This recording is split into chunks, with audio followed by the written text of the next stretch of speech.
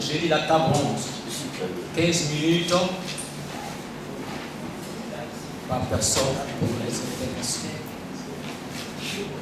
Directeur général de Catherine Consulting, École des langues étrangères et traditions, traducteur certifié du Global Translation Institute, Floride, États-Unis, traducteur assermenté, expert en civilisation américaine, enseignant certifié du programme ABA, Association of Business Executive, programme des grandes écoles, formation britannique spécialité ressources humaines, enseignant à l'université HEC en tant que haute études canadienne et à ECG, Emmaüs International University en anglais des affaires et générales, ingénieur réseau spécialité GSM, réseau informatique, est la première personnalité à prendre la parole aujourd'hui pour le thème dont voici former les traducteurs et interprètes pour les besoins actuels et futurs des entreprises. Monsieur Cédric Cassi pour votre intervention. Merci. J'ai décidé d'axer mon propos sur 5 piliers en ce qui concerne la traduction, la formation des traducteurs et interprètes. Le premier pilier, il va tourner autour de l'éthique et la déontologie. Déjà, pour que nos traducteurs et nos interprètes répondent aux besoins actuels et futurs des entreprises, c'est de savoir qu'il y a un code d'éthique et de la déontologie qu'il faut faire comprendre à nos entreprises. Nos entreprises, déjà, quand nos traducteurs les approchent, elles sont souvent frileuses parce qu'elles ont peur de tout ce qui a été dit ce matin, la fuite des données, la fuite de la confidentialité, la crainte que les informations sensibles tombent chez le compétiteur, chez le rival firm ou le concurrent. Et donc, lors de la formation de nos traducteurs et interprètes, c'est un aspect qu'il faut évoquer. Et quand on a cela, il y a eu des entreprises avec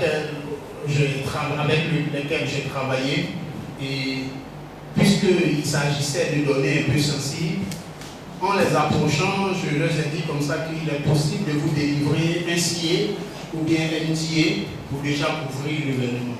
Il dit, mais c'est bon de savoir ça. On était un peu inquiets si ce que vous allez voir, mais si déjà vous proposez ça, c'est déjà intéressant. Donc lors de la formation des traducteurs, il faut que ce module-là soit dispensé, de sorte que nos traducteurs savent un peu, nos traducteurs savent préparer des CIE, des NDA qui vont proposer ça aux entreprises. L'entreprise du coup est à l'aise. Elle dit, j'ai affaire à quelqu'un qui est professionnel, j'ai affaire à quelqu'un avec qui mes données ne vont pas forcément se retrouver partout. Où elle est déjà à l'aise. Je sais que toute organisation qui approche des traducteurs, des interprètes équipés de la sorte sera forcément à l'aise. Donc l'éthique, la déontologie, je pense que dans les écoles de traduction, dans les centres de formation, c'est un point qu'il faut insister. Et bien sûr, on est sûr de mettre les entreprises à l'aise, donc de répondre aux besoins actuels, mais bien sûr aux besoins futurs. Le deuxième pilier que je veux évoquer dans ce cadre, c'est le contenu de nos formations. Il faut qu'au niveau du contenu de la formation des traducteurs et des interprètes, on se penche un peu sur ce qu'on appelle ici à Catherine le filtre related translation. Donc des traductions qui sont axées sur des domaines réellement d'activité, sur des domaines clés. Lorsqu'on prend un pays comme la Côte d'Ivoire, on sait que ce pays est premier au niveau du cacao, etc. Il faut donc forcément que dans nos modules, nous concevons des traductions, des plans d'études liés sur ces choses. Lorsqu'on prend un pays comme le Nigeria, grand producteur de pétrole en Afrique, il faut que forcément dans nos contenus au niveau des traducteurs, il y ait ces formations. Donc nos écoles, nos centres de formation, nos universités doivent essayer d'axer la formation sur aussi ces champs clés qu'il faut identifier dans les pays en fonction d'activité économique, en fonction du fait que ce pays-là excelle dedans et fait partie de nos modules de formation.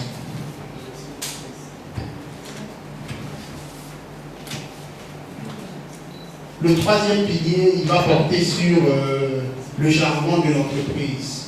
Souvent, nos traducteurs oublient que l'entreprise a son jargon, l'entreprise a ses termes à elle. Et donc, lors de la formation des traducteurs, il faut leur faire comprendre que certains termes sont spécifiques aux entreprises. Ça peut être différent de celui du dictionnaire, mais ça fait partie du corporate lingo, du corporate jargon. Et dans le cursus de formation de nos traducteurs, il faut les inculquer ça. Ça les ferait vraiment beaucoup de bien. Je peux citer un exemple, un annual board meeting d'un grand groupe que peut-être tout le monde connaît, Colas, qui sont un peu dans tout ce qui est construction, BTP, etc. Donc lors du annual board meeting, ils donnent une base de données, anglais-français, pour dire voici notre jargon que nous on utilise, il faut se familiariser et utiliser tel terme. Donc répondre aux besoins actuels et futurs des entreprises peut passer par cet aspect-là dans les formations, dans les différentes écoles de formation, et que les entreprises à elles ont un lingo, ont un jargon.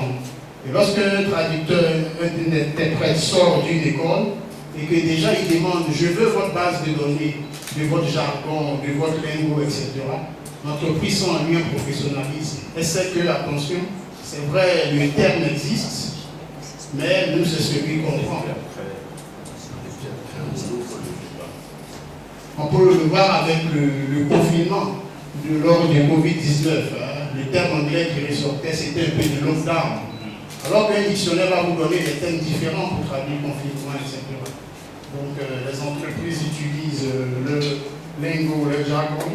Donc c'est quelque chose qu'il faut tenir compte de ça. Et un autre pilier, le pilier numéro 4, il porte sur encore la formation au niveau des stages. Les entreprises, les organisations attendent que les traducteurs rendent vraiment un travail qui tient en compte les thèmes techniques, l'environnement, etc. Il est important lors dans les écoles de formation d'ajouter des stages en entreprise. Ça peut être des entreprises dans le domaine clé où le pays excelle, mais il faut cela, ça permet déjà aux traducteurs d'aller identifier déjà avant de sortir les besoins clés, les attentes, et il donnera aussi un bon rendement. Le plus souvent, les élèves traducteurs n'effectuent que les stages dans les translation agencies. Il faut pousser et que les stages se font même dans les entreprises. Voilà, pour mieux encore cibler, parce que le but n'est pas forcément de rester dans une translation agency, mais on peut finir pour devenir in-house, un terme que le Dr Sam a développé, un in-house translator. Il est focus sur ce qu'il fait. Si vous êtes in-house translator pour Nestlé, vous allez toucher tout ce qui est agroalimentaire, transformation, parce que c'est ça. Et donc, déjà, nos écoles doivent comprendre que les stages dans les translation agencies ne doivent pas être les seuls lieux, mais il faut penser même à aller dans des entreprises. Je vais finir avec le 5e pilier, qui va consister tout simplement dans les formations d'intégrer des experts liés au domaine, des experts bilingues ou des experts qui ont pu étudier la traduction pour se frotter avec nos étudiants. Parce que souvent, ce contact est nécessaire.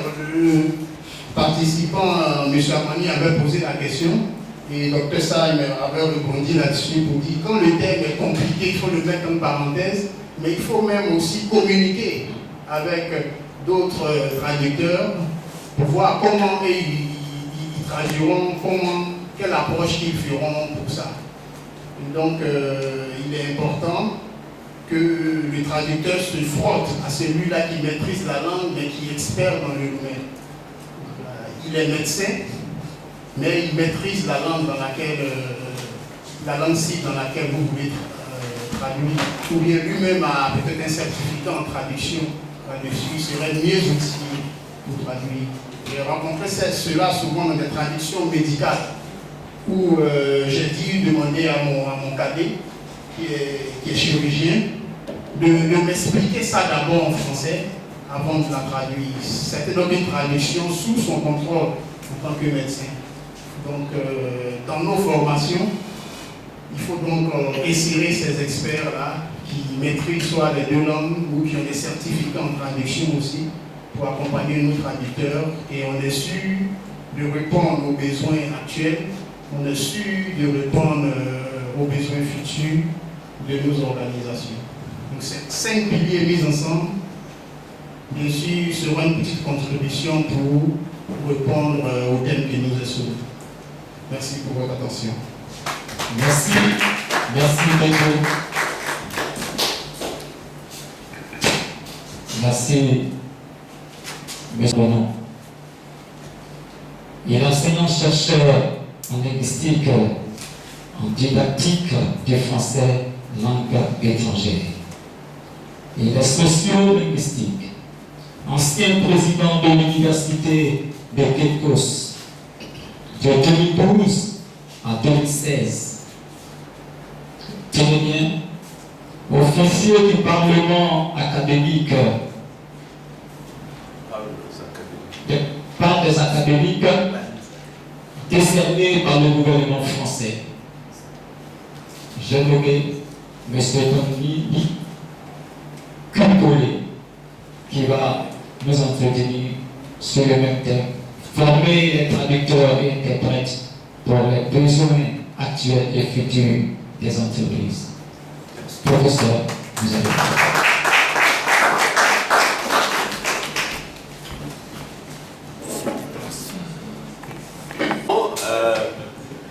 l'introduction ou l'arrivée, disons, des ordinateurs. Donc, je suis toujours et je reste conservateur. Je vais essayer de voir. En tout cas, tous les intervenants depuis ce matin ont déjà beaucoup digéré le thème sur lequel on intervient tous les trois cet après-midi. Former les traducteurs-interprètes pour les besoins actuels et futurs des entreprises. Et je me demande, et pour nos communautés, qu'est-ce que l'on fait de nos communautés qui doivent participer au développement durable? Donc, je vais utiliser le PowerPoint, juste quelques points, mais le texte intégral est là. S'il y en a qui en ont besoin, pourquoi pas, je pourrais le faire passer. Non, c'est différent. Non, si quelqu'un s'y intéresse. Alors, on se demande, est-ce que les traducteurs, interprètes sont importants dans notre société? Pourquoi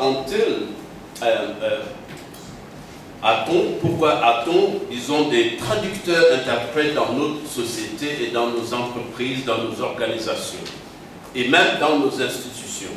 Cela veut dire c'est une catégorie de gens qui sont très importants dans notre société parce que on a besoin des interprètes, on a besoin, disons, des traducteurs pour la communication interculturelle et aussi pour le développement durable de toutes les communautés africaines.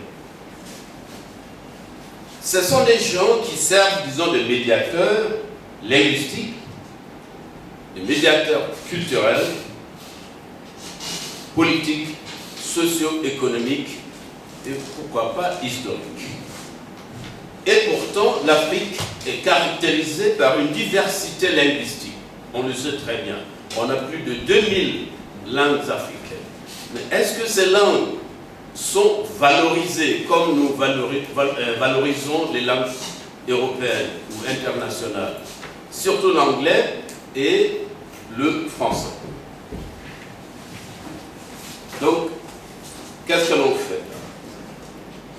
On sait très bien qu'il y a une forte demande de traduction et d'interprétation dans tous les secteurs, secteur formel, secteur informel. Et pourtant, nous le savons très bien, le rendement est très limité malgré cette forte demande. Et c'est pour cela que nous avons dans le système ce qu'on peut appeler du mécénat quant à la traduction. On sait très bien que dans les églises, dans les communautés où quand les politiques vont vont au paysage, à la campagne, pour faire leur campagne, on sait très bien, soit ils parlent dans une langue que les gens ne comprennent pas, ou soit ils ont des traducteurs. Et on a évoqué les problèmes de traduction pour des non-professionnels. On sait très bien que parfois les traductions, les interprétations sont à côté, complètement à côté. Qu'est-ce que l'on fait? Il y a ces défis. Et c'est ça qui nous amène à la formation des traducteurs-interprètes. Il y a besoin en matière de traduction et d'interprétation de former des gens bien qualifiés. Il y a besoin d'une formation professionnelle. Et je ne parle pas de la formation des traducteurs que nous faisons dans les universités. Ça, c'est une formation académique scolaire. Je parle, disons, d'une formation dans un centre comme ECG, ici, où on a des professionnels qui viennent intervenir dans les cours. Et j'ai terminé avec une proposition. Donc, on a besoin d'une traduction, interprétation spécialisée et donc des compétences bien spécialisées, bien focalisées. On ne peut pas être maître de tout. Donc, on est traducteur spécialisé en matière juridique, en matière de médecine, en matière, disons, de paysage agricole ou de l'économie paysanne. Donc, il faut que l'on commence à se focaliser sur ce genre de formation thématique.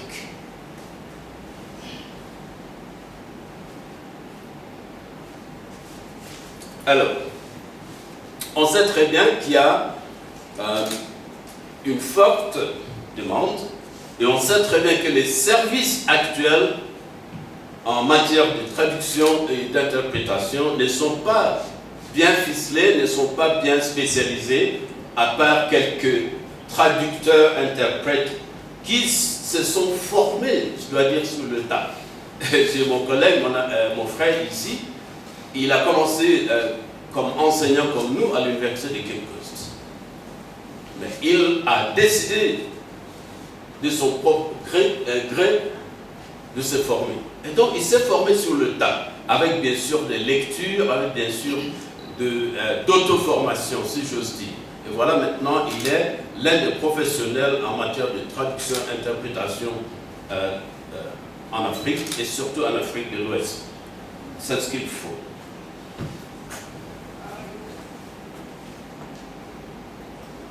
Donc, voilà.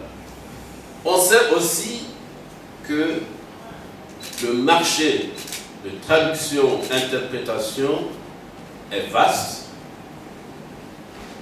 il est dynamique, il est bien présent chez nous. Et maintenant, on ne peut plus continuer à dépendre, disons, de la capacité humaine. Et ça a été évoqué ce matin.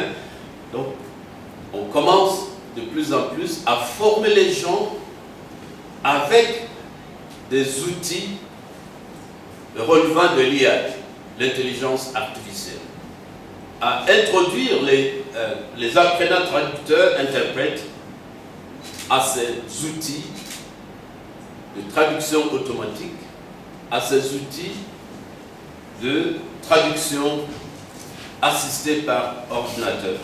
Et donc, on parle ici aussi de l'automatique, traduction automatique neuronale. Et je pense que Dr. Syme a bien expliqué ces points ce matin. Parce que ça permet la rapidité, ça permet la qualité de la traduction. Et ça permet aussi une sorte de précision par rapport à la traduction. Bien sûr, avec la capacité humaine aidant.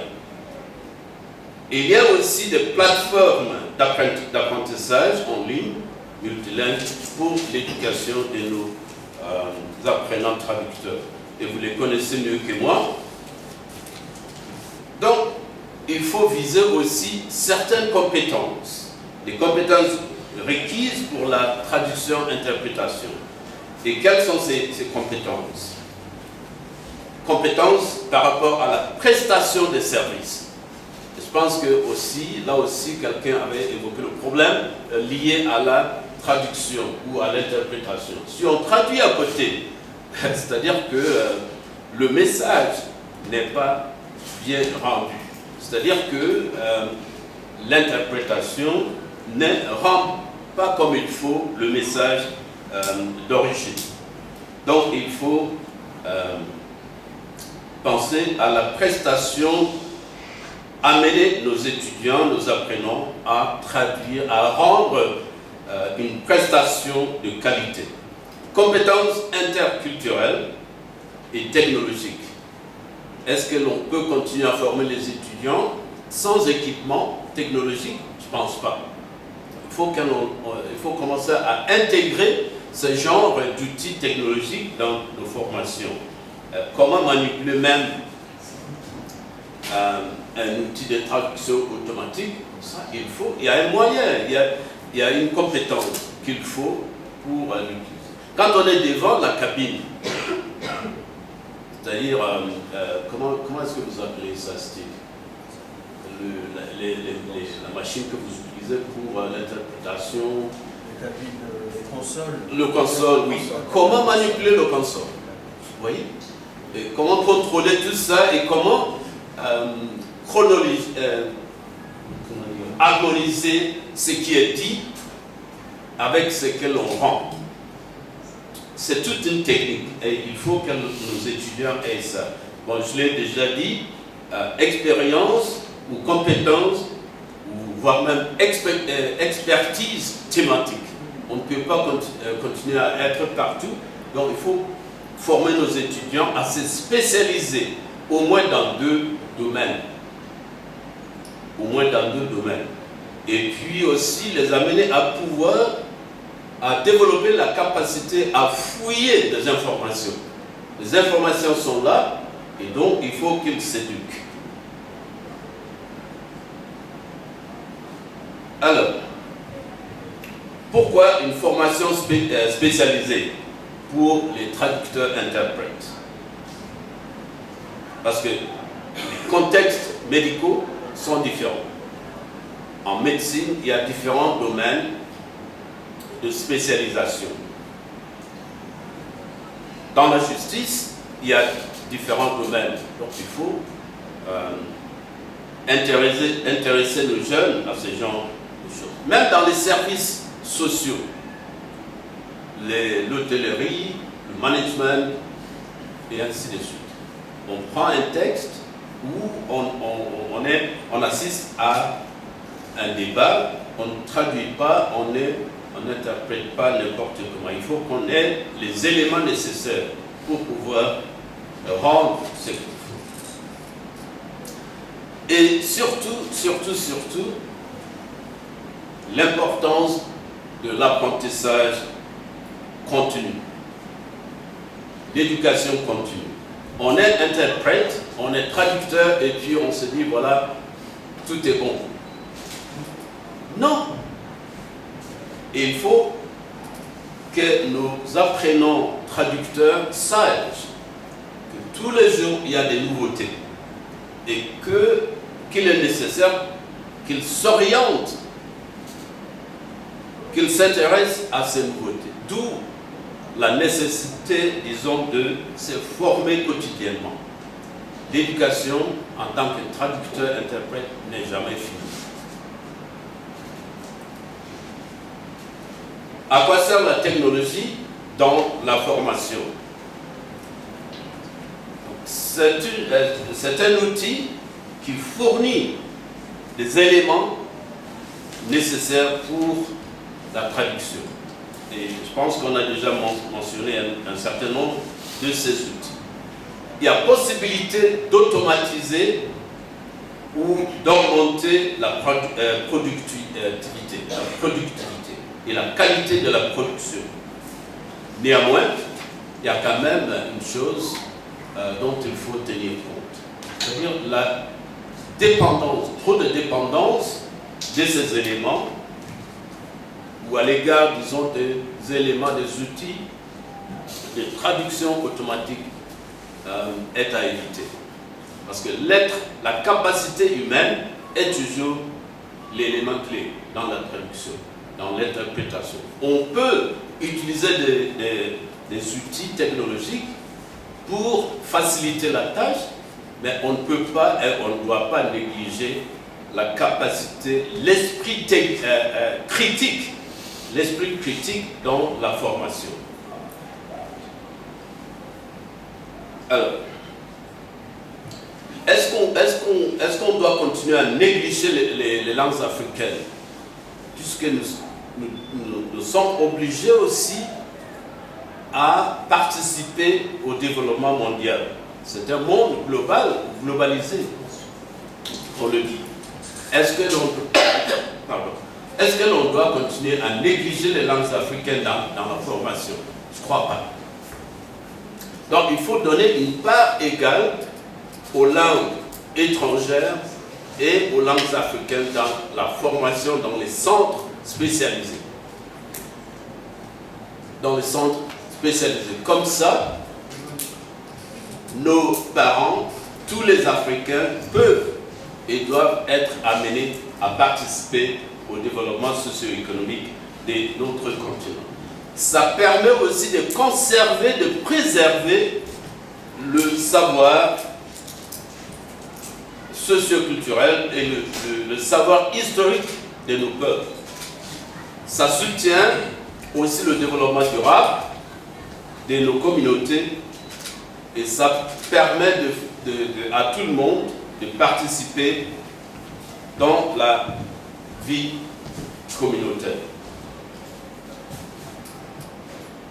Ceci dit, il faut penser dans la formation à introduire les langues africaines, à ne pas les négliger. Et je ne sais pas qui avait parlé du problème, disons, de traduction vers la langue maternelle. La langue maternelle vers la langue cible. Voilà, parce que c'est nécessaire que l'on introduise nos langues africaines dans la formation et que l'on pense à une sorte de travail collaboratif entre les centres. Je vous dis par exemple, à l'université de Cape Coast, il y a un département de linguistique et langue ghanéenne où on fait la traduction. Il y a un département d'anglais où la traduction se fait. Un département de français où on fait la traduction. Mais les trois départements travaillent de manière solitaire. Or, il faut quand même un travail collaboratif. Comme ça, un étudiant qui sort d'un de ces départements va pouvoir traduire des documents dans la langue ghanéenne. J'en ai fini bientôt. Conclusion,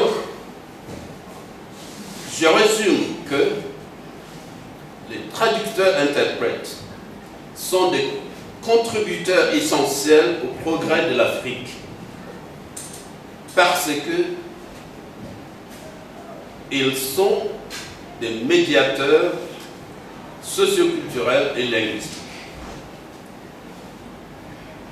On doit les encourager aussi à se former et à s'adapter pour répondre aux besoins des entreprises et de la société. Enfin, il faut un travail collaboratif entre le monde universitaire, l'industrie et la technologie pour le progrès. Merci beaucoup. Vous verrez que je ne me suis pas limité aux entreprises parce que je pense que la société doit bénéficier, disons, de la production des traductions interprètes pour que l'entreprise puisse en bénéficier beaucoup. Merci. Merci beaucoup, Merci. Le troisième intervenant, nous l'avons présenté ce matin, mais je pense que en 2 minutes, nous allons beaucoup. Pour ceux qui viennent du bon dimanche. Il est docteur. Le monde entier le connaît. Parce que c'est un cerveau. Docteur Steve C. Traducteur et interprète certifié et assermenté. Directeur général du cabinet de traduction Langues Bertios. Point focal pour la coordination de la francophonie au Ghana, conseiller du chef de l'État du Ghana pour la francophonie, Dr. Stercy. Il est temps pour vous de nous entretenir sur ce thème, former tous les traducteurs et interprètes pour les besoins actuels et futurs des entreprises. Vous êtes donc invité au public ou alors nous allons. Merci. Merci. Toutes mes excuses. Je vais faire de mon mieux pour vous garder éveillé pendant le petit quart d'heure qui m'a été consacré. Alors, bon, par où commencer? Peut-être par moi-même. Parce qu'il m'a présenté, je ne cherche pas point focal francophonie, ce qui est vrai. Je l'étais jusqu'à il y a 15 jours, avec l'ancien président de la République. Mais c'est un milieu politique qui n'est pas toujours facile à naviguer. Et vous savez, dans toutes les palais présidentiels, tout ça, il y a ce rôle-là, l'interprète. Et c'est assez particulier comme rôle, comme fonction. Il y a un bouquin que je vous conseillerais, ils sont dans la recherche. L'auteur s'appelle Harry Obst, O-B-S-T. C'est quelqu'un qui a été l'interprète de 5 présidents américains. Et j'ai eu le privilège de le rencontrer à Paris, précisément à l'ESIT, au début des années 90, quand j'ai fait mon passage à l'ESIT, à l'École supérieure d'interprète et de traducteur de Paris. Pendant ma thèse, j'ai été faire chercher mon gombo là-bas. Donc, alors, et c'est ça qui m'a permis, une fois rentré, comme je travaillais déjà comme traducteur un peu, avec la police judiciaire en France. J'ai aidé à traduire quelques criminels. Et j'ai fait aussi, j'ai travaillé aussi en tant que traducteur à temps partiel à l'ambassade du Ghana à Paris. Alors, fort de tout ça, une fois rentré, j'étais impatient de quitter le milieu strictement académique. Parce que, bon, j'étais un pied dedans, un pied dehors, n'est-ce pas? Et c'est ça qui m'a amené à quitter, plus ou moins, pour revenir enseigner à temps partiel de temps en temps, ce qui m'a arrangé. Et j'ai eu la présence d'esprit aussi de créer un cabinet Parce que, après tout, hein, c'est une profession, la traduction, l'interprétation, mais c'est du business aussi, de ce côté-là. Donc, dans ma petite exposé, je vais mettre l'accent sur juste un certain nombre de points. La dimension linguistique de la formation.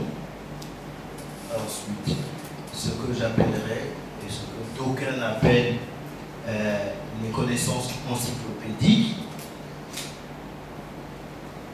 En troisième lieu, les techniques de la traduction et de l'interprétation. Et l'avant-dernier élément, c'est le métier de traducteur et d'interprète. Et enfin, je vais conclure avec les défis. Il y a des défis, certes. Mais vous voyez, ça fait beaucoup d'éléments. Donc, vous me permettrez de toucher un peu, de survoler quelque peu. Just to give a bird's eye view.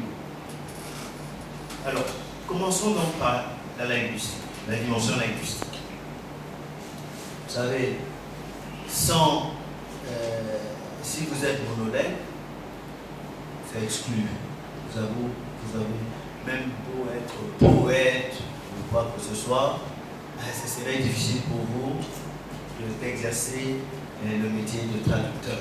Il faut un minimum de 2 langues. Et je dois m'empresser de dire que de plus en plus, 2 langues ne suffisent pas. Surtout en interprétation. En Occident, c'est minimum ou pas mot 3 langues. Oui. 4 langues, il y en a plein. Il y a une Togolaise que je connais, qui est maintenant à la retraite, elle est nommée Paul Keke. Paul Keke, je pense qu'elle a 4, voire 5 langues. Et c'est une maîtrise, hein. Des fois, vous les entendez, c'est difficile. Surtout pour les 2, 3 premières langues, vous demandez est-ce que la personne est francophone ou anglophone. Difficile. Et ça met l'accent, on met l'accent ici sur le bilinguisme. Il faut un bilinguisme important pour pouvoir exercer ce métier, surtout l'interprétation. Pourquoi le bilinguisme? Parce que et notre ami et collègue, rappelez-moi le nom, Dr Yoro l'avait précisé ce matin, quand il a parlé de la langue maternelle ou la langue qui tient lieu de langue maternelle. Donc votre première langue, c'est ça la langue A, ça s'appelle la langue A en interprétation ou en traduction. Donc vous travaillez davantage, vers la langue A, parce que c'est ce qui est le plus naturel. On s'exprime plus spontanément dans cette langue-là. Mais ça ne veut pas dire qu'on ne peut pas traduire ou interpréter vers la langue B. Ça arrive. C'est pour cela que ça s'appelle langue B. Donc, en général, vous avez une classification des langues. Langue A, B, C, D. Alors, la langue D, vous n'interprétez pratiquement jamais, ou vous ne traduisez jamais vers la langue D, ni vers la langue C. Par contre, il est tout à fait possible que vous soyez amené à traduire ou à interpréter vers cette langue B. D'où la nécessité d'avoir une maîtrise assez bonne dans cette langue-là. Bon, nous, les langues dans lesquelles nous travaillons, souvent c'est des langues étrangères. Donc on ne peut pas prétendre avoir la maîtrise du natif. Mais il faut que cette maîtrise-là s'approche, autant que faire se peut, de celle du natif, pour pouvoir être efficace, pour ne pas créer des problèmes. Donc, ça c'est le côté linguistique. Vous avez donc un minimum de 2 langues, A et B. Et il est donc nécessaire, il est même impératif, de travailler les langues, d'améliorer cette maîtrise des langues. Vous êtes francophone. Il ne faut pas se leurrer.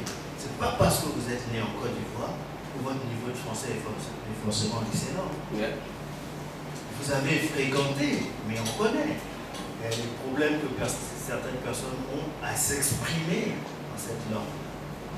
D'où la nécessité de chercher à s'améliorer. Et comme le professeur le disait, c'est une lifelong learning.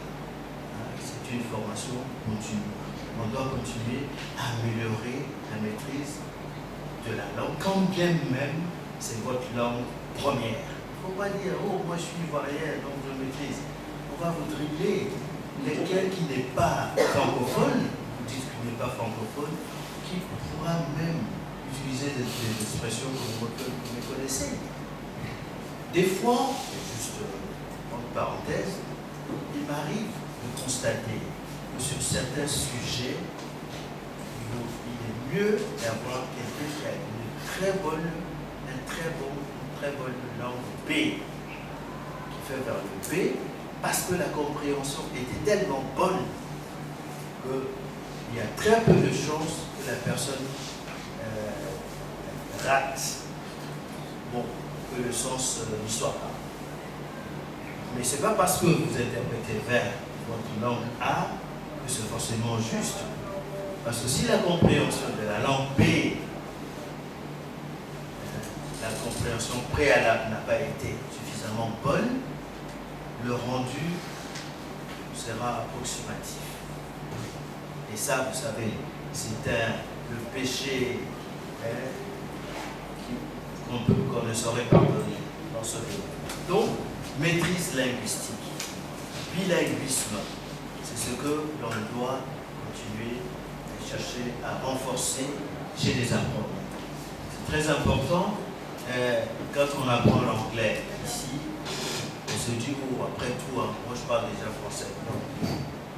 Il faut chercher à renforcer les deux à la fois. Parce que, à cause de l'activité, la nature même du métier d'interprète. Maintenant, toujours sur le plan linguistique, en matière de traduction et d'interprétation, il y a un certain langage auquel on dit, on peut dire du glossaire. Il faut chercher à se constituer des glossaires dans différents domaines, dans le domaine que possible. Et même l'institut en question, le centre de formation, peut mettre en place une espèce de bibliothèque. Maintenant, vous avez des bibliothèques numériques qui permettent de stocker des données, de stocker les glossaires de différentes organisations, la Banque mondiale, le FMI, la BAC qui est sur place, c'est les grandes organisations, le PNUD, le système des Nations Unies, quoi d'autre? Oui, l'OMS, enfin, toutes les autres organisations. Et la CEDEAO, bien sûr, l'Union africaine. Maintenant, à Accra, on a AFTA,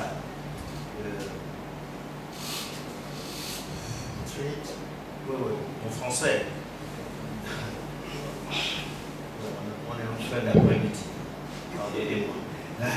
Mais AFTA, c'est-à-dire le Continental Free Trade Agreement, l'accord continental, la ZLECAf, vous voyez, parce qu'on est en fin d'après-midi, et si j'étais en cabine, ça viendrait plus naturellement. La ZLECAf, donc c'est la zone de libre-échange continentale. Donc le secrétariat se trouve à Accra. Dans tous ces différents domaines, il y a un jargon spécialisé qu'il faut maîtriser. Plus on en maîtrise, plus on sera à l'aise et plus on sera plus rapide. Et comme vous le disiez, quand il y a cette maîtrise-là, les glossaires, les jargons de différentes organisations, ça vous évite, vous pouvez allez plus vite. Parce que vous ne passez pas trop de temps à chercher des trucs. Moi, au début de ma carrière, je bûchais. Tout le monde le fait. Il faut trouver le moyen de bûcher. J'ai connu un Sénégalais, paix à son âme, il est décédé il y a quelques ans de cela, à l'âge de près de 80 ans. Il était encore en train de prendre des notes comme s'il était policier, en cabine. Tu travaillais avec ce monsieur, il s'appliquait, il avait une écriture, une très belle écriture. Mon Marjan, paix à son âme. Il s'applique, et il s'appliquait jusqu'à la mort. Donc c'est ça. Le jargon, donc, comme je le disais, les institutions ont leur jargon. Mais il y a aussi ce qui s'appelle conference terminology qu'il faut maîtriser. Conference terminology, c'est indispensable, et pour les traducteurs, et pour les interprètes. Qu'est-ce qu'on entend par conference terminology? On est là, aujourd'hui, on est en séminaire. Il y a une différence entre un séminaire et un atelier qu'il faut connaître. Un séminaire, ce n'est pas un atelier. Un atelier, ce n'est pas une conférence. Et dans les séminaires, les ateliers, les conférences, il y a différentes choses qui se présentent. Le jargon de ce milieu, ça s'appelle conference terminology. Quand les groupes, vous avez un grand groupe qui se scinde en plusieurs groupes, ça s'appelle comment? Il y a quelqu'un groupe. Hein? Si on se scindait en atelier, mais des travaux en commission. Vous voyez? Et en conference terminology en anglais, on appellerait cela breakout groups. Breakout groups or breakout sessions. C'est comme ça. Ça, c'est le B.A.B.A. de conference terminology qu'il faut connaître. Il faut savoir comme ça. Vous prenez par exemple un rapport. Vous avez un rapport. Ok? Vous, en tant que traducteur, on vous amène un rapport et puis on met sur le rapport draft. Qu'est-ce que vous allez traduire? Mon cher ami là, ou bien les étudiants, on vous a amené le rapport, vous devez traduire. On vous a mis draft. Vous dites quoi? Ouais? Non, pas brouillon. Non, projet de rapport. Et c'est comme ça. Il n'y a pas d'autre moyen de le dire. Vous pouvez chercher, dire machin sur le plan linguistique, on a dit ci, on a dit ça. Non, on ne veut rien savoir. Il a été décidé qu'un draft, c'est un projet, un document. Projet de document, projet de rapport. Sometimes you have preliminary draft. Ok? Et puis, les rapports. Il y a une différence entre un rapport et un PV. Qu'est-ce que c'est qu'un PV? Un PV? Oui? Hein? Un procès verbal. Ok. Et on dit quoi en anglais? Puisque vous avez dit procès verbal, allez-y, l'anglais. Minutes. Minutes of a meeting. Okay? Minutes of a meeting are different from the report of a meeting. And the form is not the same. Okay? So comme vous avez une différence entre un mémo, note verbale, which is also different. Il y a plusieurs types de documents et on peut continuer pour mentionner les autres. Un traité, la forme que prend un traité différent d'une convention, okay? Ou d'un MOU. C'est quoi un MOU? Hein? MOU. C'est un... Quoi? Protocole d'accord. C'est un protocole d'accord. But Memorandum of Understanding. C'est un protocole d'accord. Et c'est comme ça. We don't decide, it has been decided already. Donc à nous de les apprendre. When they wake you up in the middle of the night, I say, oh, how do you say this? You should be able to, you should come. Et c'est à force, c'est avec l'itération. as they say. And that you repeat the thing, you keep meeting it now sinks. Et ça contribue à la mémoire. Plus vous avez rencontré, plus vous avez utilisé le terme, plus vous l'utilisez, plus ça fera partie de votre vocabulaire. Et l'interprète est censé avoir un vocabulaire très vaste, parce qu'on apprend tous les jours. Heureusement, on est payé pour apprendre. Quand je couvre une réunion, j'apprends systématiquement. Et on me paye en plus. Ah, c'est beau. Maintenant, donc ça c'est pour la linguistique. I could go on and on and on. S'il y a des questions, on pourra rentrer davantage dans les détails. Mais passons maintenant à la connaissance encyclopédique. Qu'est-ce qu'on entend par connaissance encyclopédique? La culture générale. Un bon interprète, c'est quelqu'un très cultivé. Vous ne pouvez pas faire de l'interprétation en ayant une connaissance très superficielle des choses. Parce que ça ne va pas marcher. Comme je le disais ce matin, le traducteur, l'interprète, c'est l'alter ego de l'orateur. Donc, if you are stepping into shoes that are too big for you, you will be doing what is known in English as punching above your weight. Vous savez, you're punching above your weight et ça se sentira que you are not up to the task. Une fois j'étais à Lomé, juste pour illustrer l'illustration, il y a un collègue qui faisait du forcing. Et je savais que bon, il ne pouvait pas couvrir la réunion, mais il insistait. Donc il était de la partie et Edem Kojo, personne là. Edem Kojo c'était un type brillant. Qui est-ce qu'il a connu? Edem Kojo. Qui est-ce qu'il a écouté? Érudit. Ah, Edem Kojo. Hein? Vrai ou faux? Ah, balèze. Donc, moi j'interprétais premier discours, deuxième discours, troisième discours. Je commençais à fatiguer, j'ai dit, mais prends toi si tu veux, on va te payer. Malheureusement pour lui, il est tombé sur Edem Kojo.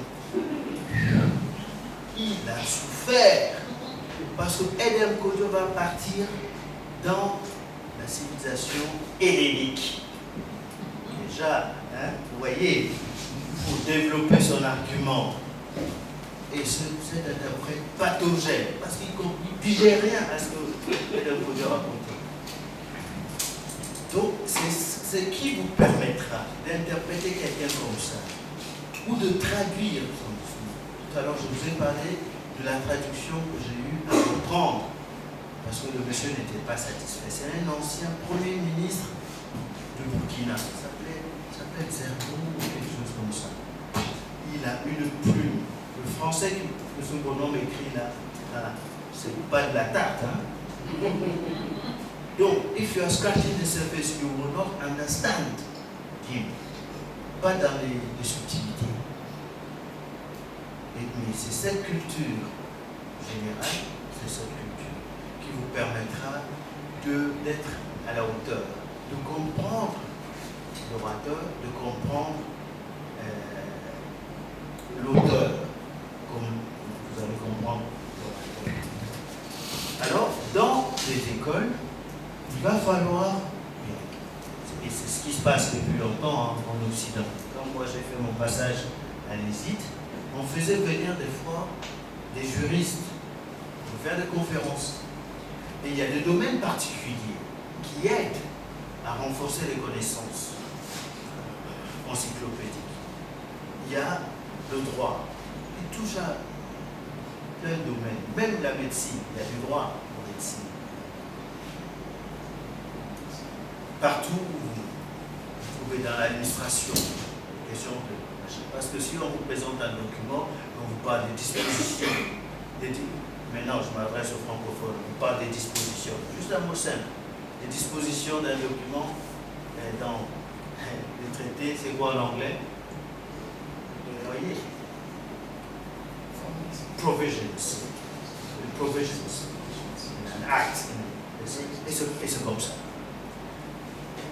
Donc, vous prenez donc à l'école de formation, il faut emmener des gens, des spécialistes, et il faut même créer un créneau pour permettre aux apprenants, aux apprentis traducteurs ou interprètes de toucher à ces différents domaines, de comprendre. Moi, j'ai des livres en économie que j'ai achetés, que j'ai et on peut remonter même aux classiques, les classical ones. C'est ça qui vous permet. Keynes, hein, ok, et si l'on fait référence aux théories dans un document, vous allez comprendre. Si on vous parle des institutions Bretton Woods, les étudiants, vous connaissez les institutions Bretton Woods, c'est quoi? Vous voyez? Les institutions Bretton Woods, le FMI, la Banque mondiale, hein, AFC, tout ça, font partie des institutions dites Bretton Woods. Et c'est comme ça. Si on vous parle de... On vous sort un truc, the drawing rights of Côte d'Ivoire have reached their limit. C'est par rapport à quelle institution? C'est le FMI. C'est le FMI qui parle de drawing rights. Ok? Et c'est comme ça. Si vous ne comprenez pas le concept, vous allez rendre des mots, pas du sens. Et c'est en cela que les connaissances encyclopédiques sont très importantes. Ok. Il me reste peut-être 5 minutes. J'essaie de conclure. 3 minutes, 2 minutes. J'avais dit que je parlerais du métier du traducteur. Parlons-en. En 30 secondes. On a évoqué l'importance de la déontologie. Mais il faut apprendre, il faut savoir, en tant que traducteur, c'est un métier, donc c'est du business aussi. Les contrats, les histoires de contrats. Sans contrat, moi, il y a des clients qui me doivent de l'argent parce qu'on a fait le travail avant d'établir le contrat. Il y a des clients qui me doivent depuis 2 ans des milliers de dollars que je n'aurai peut-être jamais. Vous voyez, il y a ce côté-là. Mais il faut apprendre aussi à ne pas être rigide. Parce que vous savez, en matière d'affaires, il faut être un peu souple. Ok, très bien. Mais ce que je voudrais dire, c'est que de plus en plus dans ce métier, puisque les gens ont senti qu'il y a de l'argent à se faire, il y a plein de gens qui rentrent, pas parce que ça les intéresse forcément, mais pour se faire de l'argent. Et il y en a qui utilisent des nègres, comme chez les écrivains, hein. Vous l'avez compris. Ils connaissent les gens, ils ont tout ce qui les intéresse, c'est le gombo. Donc, ils vont aller chercher un contrat, ils viennent donner à quelqu'un qui fait le travail, ils viennent te donner un petit quelque chose. Tiens, le client, il dit qu'il n'a pas d'argent aussi. 3000 CFA par la page de pauvre. Alors que même 8000, c'est mauvais. Hein? Il est en train de vous payer le quart. Peut-être 12 000 la page, même plus, n'est-ce pas? C'est 12 000, 15 000 hein, euros. La CDAO, c'est 36 000 $. Mais 36 $ la page. 36 $. Quant à l'Union européenne, c'est plus. Donc il faut connaître ça. Mais il faut savoir aussi, en tant que débutant, vous ne pouvez pas exiger qu'on vous paye ces taux-là, parce que vous êtes aussi en train d'apprendre sur le tas. Dans le système des Nations Unies, ils ont ce qu'ils appellent Interpreter 1, Interpreter 2. Un Interpreter 1, c'est un débutant qui n'a pas encore d'expérience. Son taux est différent. Il est plus faible, ce qui est normal. Donc tout ça, c'est des choses qu'il faut connaître de la profession et comment gérer.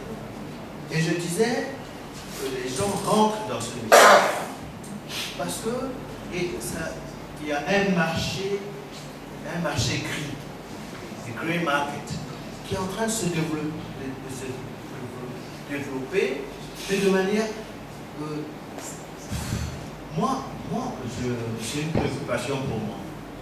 Et pour beaucoup de gens qui ont travaillé dur. Des gens sont enseignants dans une école, ils disent, je suis traducteur. Et ils font ce que vous et moi, on connaît. Donc il faut bien comprendre pour ne pas être tiré dans ce machin-là.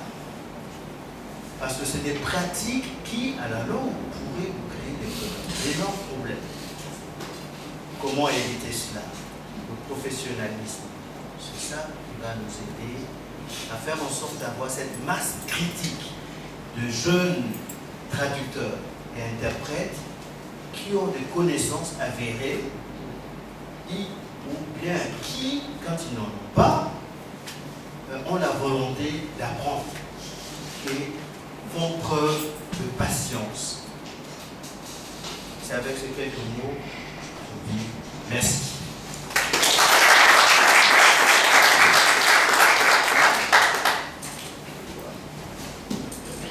Merci. Bien, mesdames et messieurs,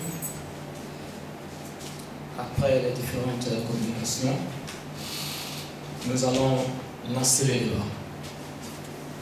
Soit nous posons des questions, soit nous faisons des propositions, soit nous nous opposons à ce que peut-être le DG de Katim Consulting a dit, soit ce que le professeur Kubole a dit, soit ce que le docteur Steve a dit. Le débat est ouvert. Mesdames et messieurs, c'est parti. Très brillante. On a beaucoup appris. En fait, vos interventions ont soulevé ou bien, je vais dire, confirmé certaines préoccupations que j'ai, en fait, et qui, en fait, nous a poussé à monter ce genre de projet. Monsieur Syme en a parlé ce matin, où il disait que la profession, en fait, meurt, qu'il y a des dangers contre cette profession. Et monsieur Kubole, dans sa présentation, a également parlé de la formation professionnelle des traducteurs. Et il a insisté sur le fait de ne pas rendre les formations purement académiques. Or, ce que nous avons en ce moment, ce sont des formations académiques, des formations universitaires, tout simplement. Alors qu'on a des gens dans nos communautés qui sont des praticiens de la traduction, à l'église, dans d'autres secteurs, mais qui n'ont pas reçu de formation et qu'il y a des gaps. Donc, ma question, c'est par rapport à cela. Comment est-ce qu'on peut créer des ouvertures à ces personnes pour qu'ils intègrent des formations professionnalisantes, pas nécessairement ce que nous connaissons comme Master 1. Parce que à l'université de Cape Coast, la formation en traduction commence après la licence. Est-il possible d'envisager des formations à des gens qui n'ont pas de licence, mais qui ont les langues, ou les deux langues au moins, tout au moins, qui maîtrisent les langues? Est-il possible d'envisager ces ouvertures? C'est ça ma première question. Ma deuxième question se rapporte à l'intervention de c'est Dr. Sren qui l'a dit, ou bien c'est Prof. Kubole, où il parlait de former à l'esprit critique. Alors, j'aimerais savoir quels sont les ingrédients de cette formation, comment aider un traducteur praticien à avoir l'esprit critique. Merci. Les traducteurs dans nos communautés ne sont pas vraiment formés, ils n'ont aucune formation professionnelle, mais c'est pour le gagne-pain. Donc, que faire? J'ai parlé, disons, de la formation collaborative, dans ce sens qu'on peut déjà, au lieu de penser, ou bien de penser à nous aujourd'hui, il faut penser au lendemain. Qu'est-ce que l'on peut faire? Former les gens, on sait très bien qu'ils ne sont pas des professionnels, mais on commence par là. Des linguistes très renommés sont à l'origine des littéraires. Okay? Et donc le premier chirurgien qui l'a formé, je ne sais pas. Donc il faut commencer en ayant cette collaboration entre les praticiens, par exemple, ceux qui s'intéressent à la traduction, et puis aussi à créer des cellules dans nos institutions universitaires où les professionnels qui sont là maintenant, même s'ils sont 2, 3, on les invite à des moments donnés de l'année, et puis on invite des gens qui s'intéressent à la formation professionnelle en traduction. Je pense que c'est ça qui peut relever ces défis-là. Formation à l'esprit critique. Je pense que le professionnel, lui, il pourra y répondre, mais à l'époque, on avait ce qu'on appelle les additions en maths. Alors, à l'école primaire, on arrive, la première chose que l'enseignant, le tuteur faisait, c'était quoi? 1 plus 1, 2 plus 2. Si on ne trouvait pas la réponse, c'était la chicotte. Mais ce n'est pas ça que je veux dire. C'est-à-dire amener l'apprenant traducteur à pratiquer plus souvent en classe. Avoir des séances pratiques en classe. En droit, ils ont ce qu'on appelle boot training. Ils ont boot training. Et donc, c'est une sorte d'automatisme qu'on essaie de créer.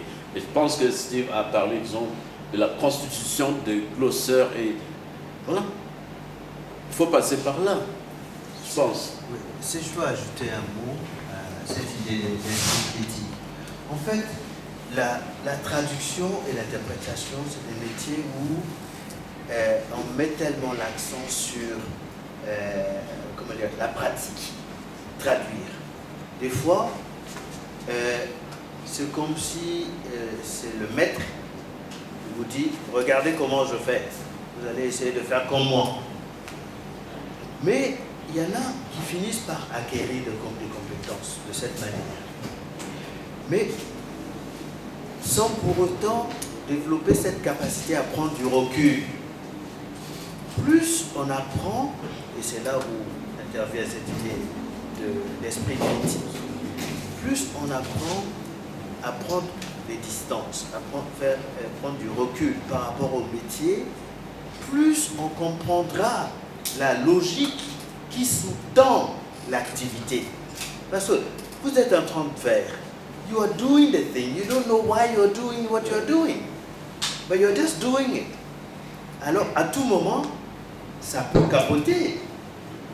Si vous comprenez bien la logique qui soutient la chose, vous verrez que ça marche pas. Donc, d'où l'idée d'esprit critique.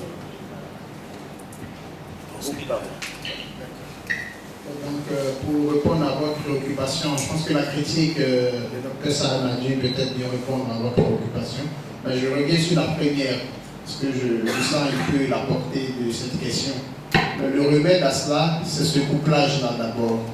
Il faut que les universités acceptent déjà de trouver des passerelles pour pouvoir intégrer ces derniers-là, peut-être pas avec des écoles professionnelles, etc. et donner de la chance soit par des certificats, des certifiés.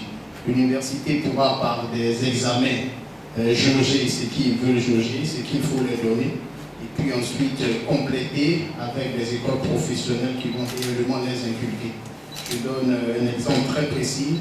L'université ne va pas vous enseigner au business ce qu'il a demandé. Nulle part, l'université vous donnera le taux de $36 à ECOWAS.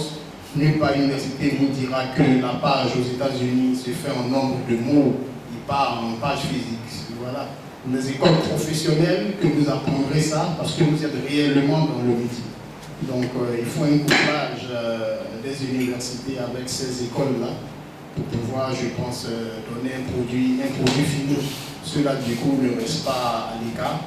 L'université, je vous donne ce qu'elle veut, et ensuite le professionnel va lui donner ce qu'il veut. Il pourra ensuite être sanctionné par des certificats, etc., qui vont désormais les enlever du monde juste, c'est des traducteurs d'église, etc. Mais c'est des gens qui pourront avoir une reconnaissance et donc s'intégrer de façon très professionnelle dans le marché et dans la vie professionnelle.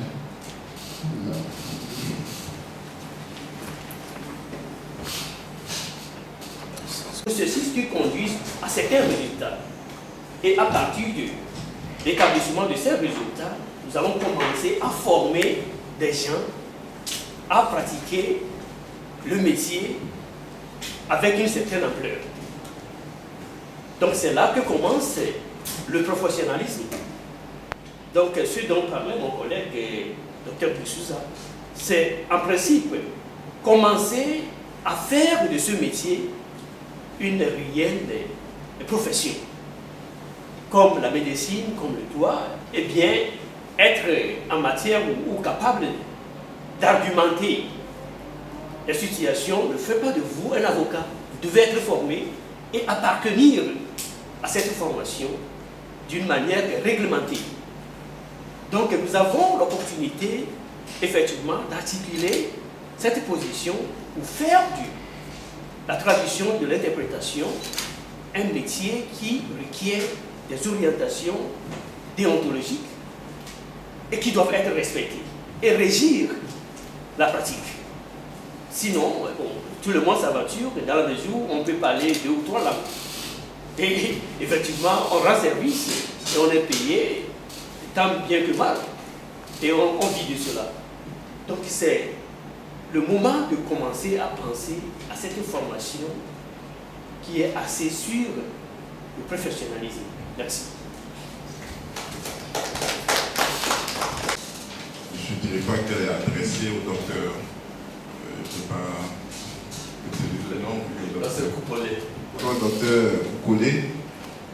Mais avant, je voudrais vraiment vous dire merci pour la qualité de la présentation. Moi, depuis ce matin, je ne fais que noter. J'ai pratiquement rempli mon bloc-notes.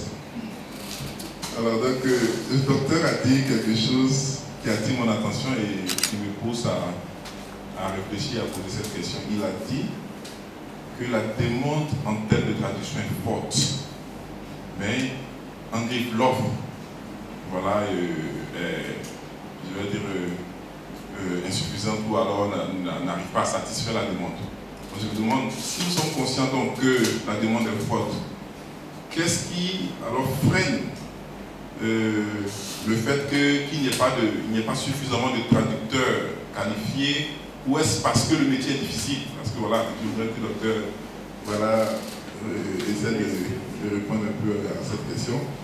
Et la deuxième question, elle est plutôt adressée au docteur Steves. Voilà, et parlons de la connaissance encyclopédique. J'ai été impressionné parce que j'ai lu un auteur francophone qui a dit que la maîtrise du verbe, celui qui avait la maîtrise du verbe, comptait dans la classe des plus grands privilégiés de la société. Je parle d'Antoine Patiba ou quelque chose comme ça qui parlait de la puissance du verbe. Alors je demande, est-ce que pour la connaissance encyclopédique, il y a des ouvrages spécifiques qu'un traducteur devrait lire pour pouvoir s'enrichir, ou alors on tombe sur des ouvrages comme ça, puis on se met à lire n'importe quoi, tout ce qu'on veut. Merci. Professionnel, il n'y en a pas. Et deux, comme vous-même vous venez de le dire, il y a peut-être une sorte de peur chez les individus, et je pense qu'on a soulevé ce genre de problème ce matin. Moi, je ne suis pas interprète, je ne suis pas traducteur, on m'attrape comme ça au pif et on me demande de traduire quelque chose. Non, je dois hésiter. Parce que je n'ai aucun élément professionnel quant à la traduction. Et donc, c'est le moment, et c'est pour cela que l'on commence, grâce à ce séminaire, à y réfléchir, aux problèmes de formation. Qu'est-ce que l'on peut faire pour qu'on ait suffisamment de traducteurs pour la société africaine? Il y a des banques, beaucoup plus de banques, ne serait-ce qu'à Abidjan ici, il y en a combien? Peut-être une centaine, et qui ont besoin, disons, de traducteurs pour leurs documents. Comme des conférences ou de séminaires par an à Abidjan, il y en a beaucoup. Et en Côte d'Ivoire, combien d'interprètes ou de traducteurs y a-t-il? Je ne sais pas, peut-être une cinquantaine, même si à 50 traducteurs ivoiriens, c'est énorme. Donc il y a ces problèmes.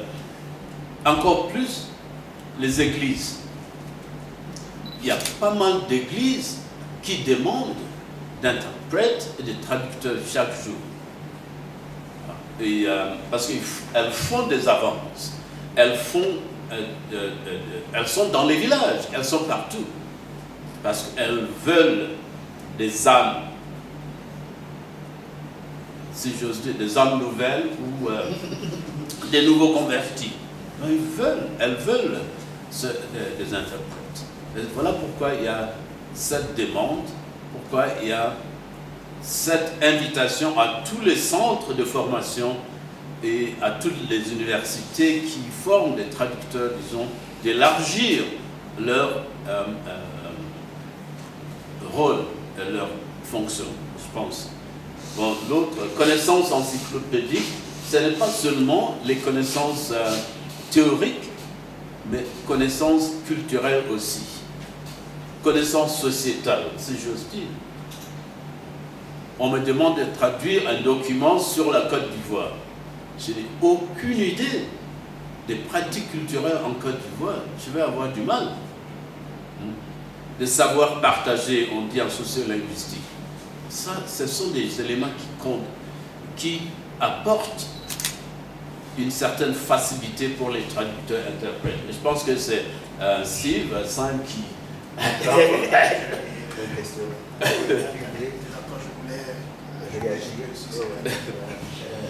Rapidement à M.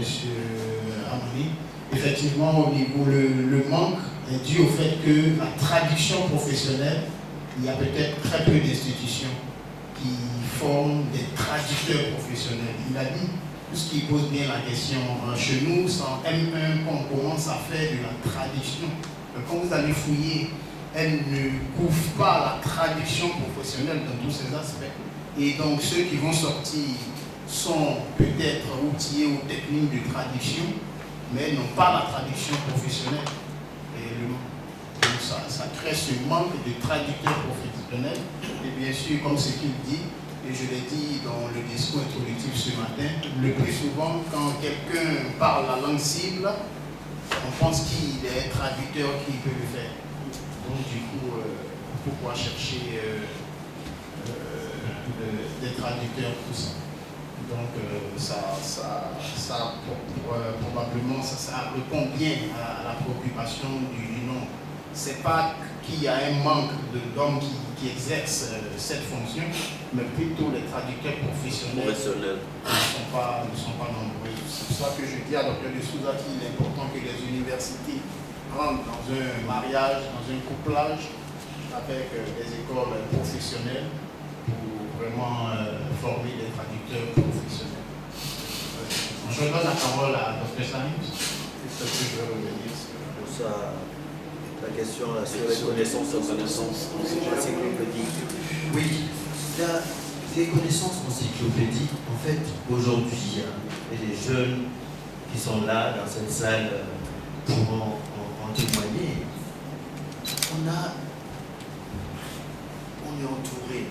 Partout où on va, il y a des connaissances. Même on se promène avec le téléphone. On peut avoir accès à plein de choses. Donc, il ne faut pas faire de la discrimination. Moi, la toute première réunion que j'ai eu à couvrir en tant qu'interprète professionnel, c'était sur le foot. Je ne suis pas bon footballeur, mais j'adore le foot et je comprends le jargon du foot. Alors, la personne qui avait le contrat ne me connaissait pas.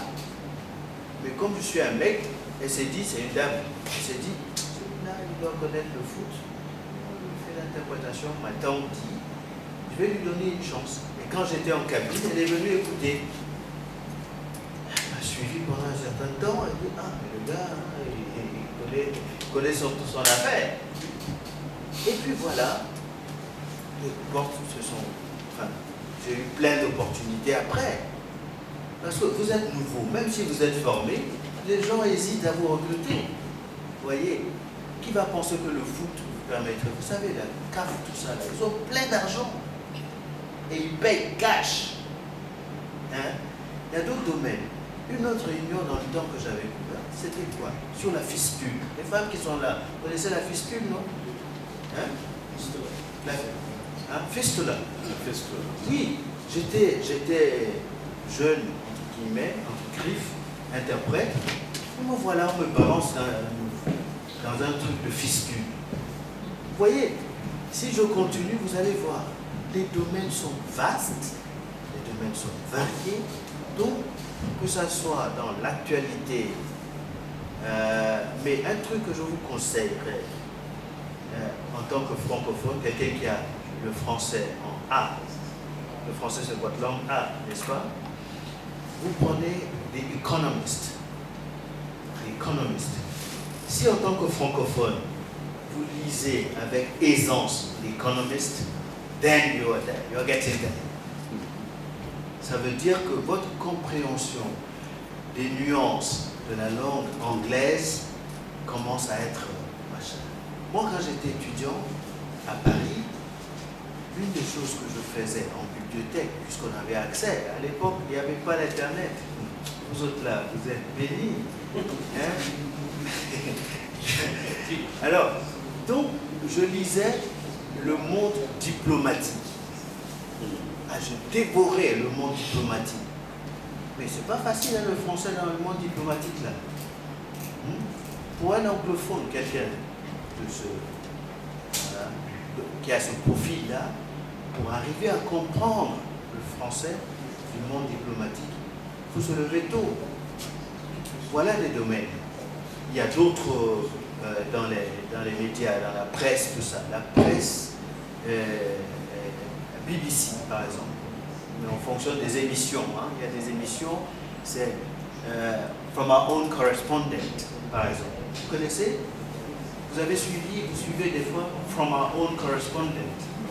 Ah, c'est un langage, un niveau de langue en anglais. Ça, c'est des choses que vous pouvez consommer, entre guillemets, hein, au quotidien. Vous avez accès à BBC, non?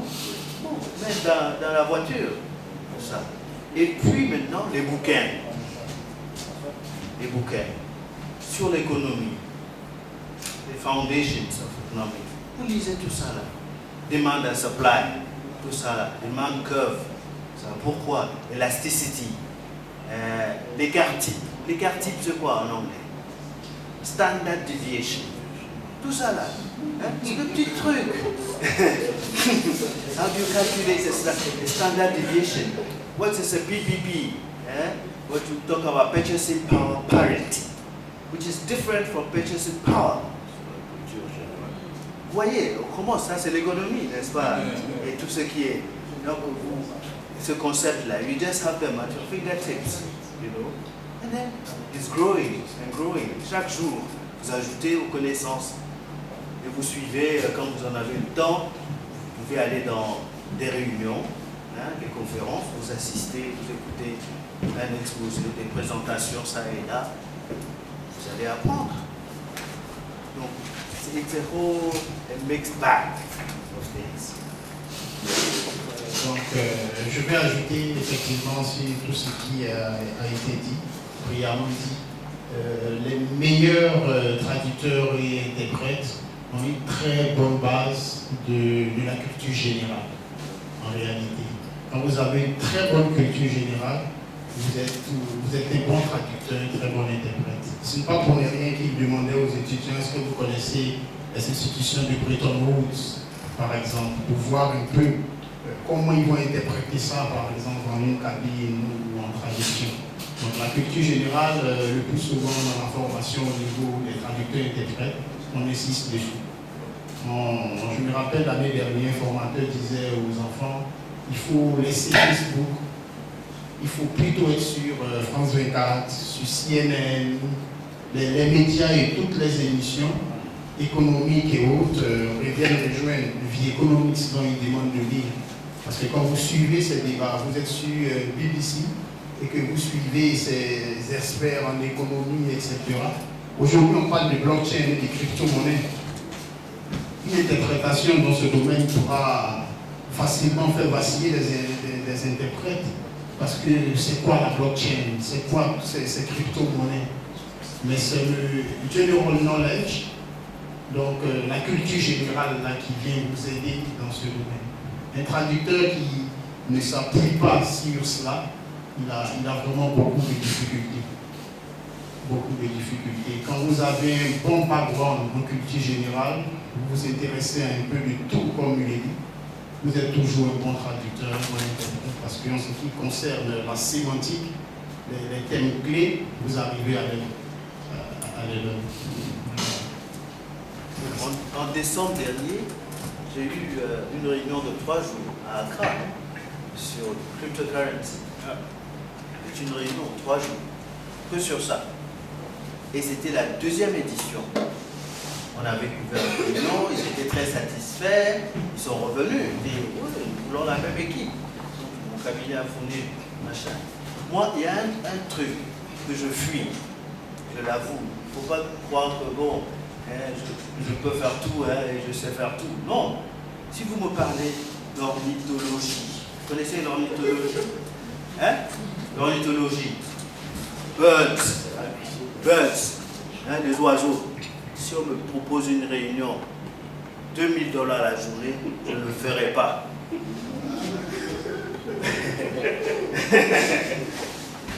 Parce que je ne connais rien dans les histoires d'oiseaux. Ceux qui volent là, je ne connais pas, je ne suis pas prêt à apprendre. Je ne connais pas trop ces machins. Les plantes, encore. Ah non, ornithologie. Non, mais il ne faut pas faire comme moi. Donc c'est un domaine à exploiter. Peut-être.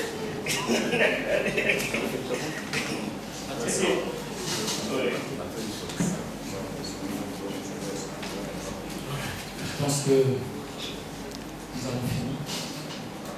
Mais bien avant, permettez-moi de rendre une soirée devant moi. Professeur Kofi Koda, et je vous demande encore une fois de m'asseoir.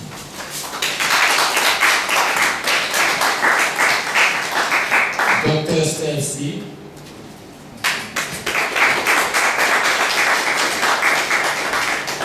Dr. Kipole,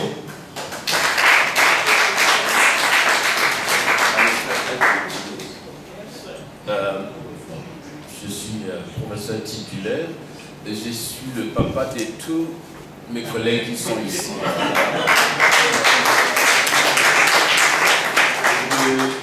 Les 6 qui sont là, c'est moi qui les ai formés avec ces mains-là. Et je suis content, je suis très fier d'eux et je suis très fier d'avoir un collègue qui est aussi professeur titulaire. Et bientôt, Anthony, il en sera un. Merci. merci. Dr. Claude Souda, merci. Et tous ceux qui sont ici présents, la Côte d'Ivoire, c'est votre pays. Que Dieu fasse que votre séjour ici soit rocambolesque et que Dieu vous protège afin que ce moment que nous allons passer ensemble, vous soyez toujours en Dieu béni. God bless you. Thank you for the moment we spent together. We shall meet.